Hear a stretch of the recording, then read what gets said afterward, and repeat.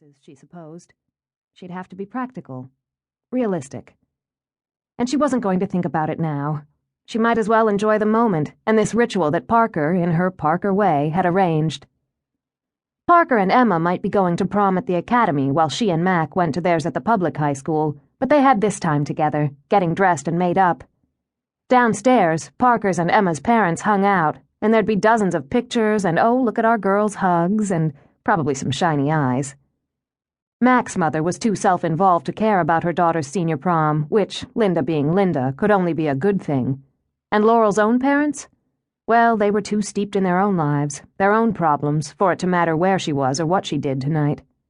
She was used to it, had even come to prefer it.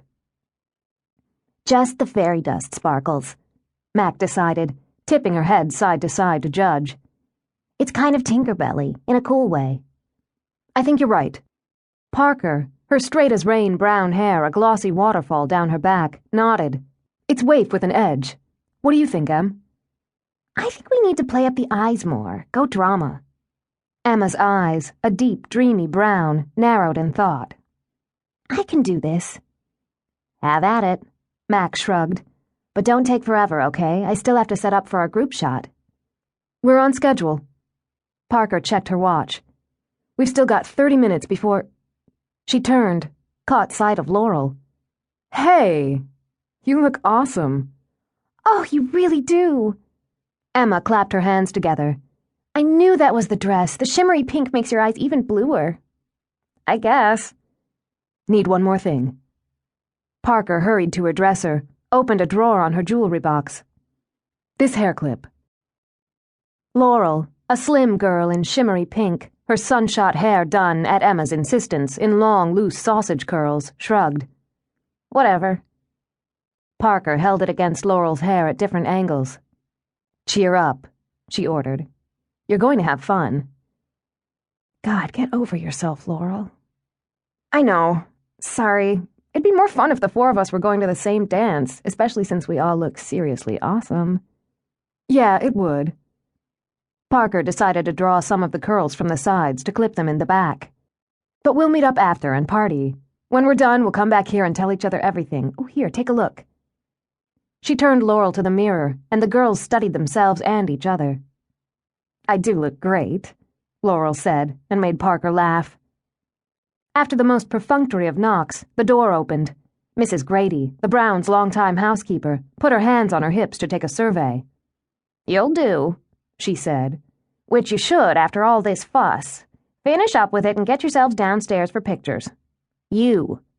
She pointed a finger at Laurel. I need a word with you, young lady. What did I do? Laurel demanded, looking from friend to friend as Mrs. Grady strode away. I didn't do anything. But since Mrs. G's word was law, Laurel rushed after her. In the family sitting room, Mrs. G turned, arms folded.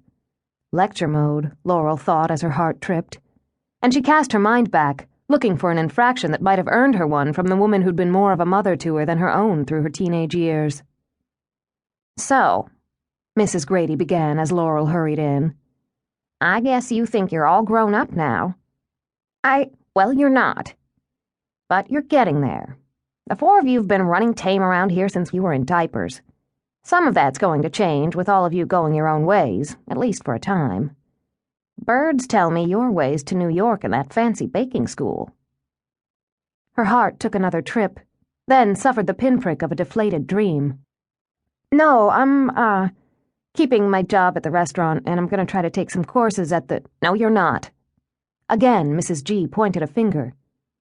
Now, a girl your age in New York City best be smart and best be careful. And from what I'm told, if you want to make it at that school, you have to work hard. It's more than making pretty frostings and cookies. It's one of the best, but then you'll be one of the best. Mrs. G reached in her pocket. She held out a check to Laurel.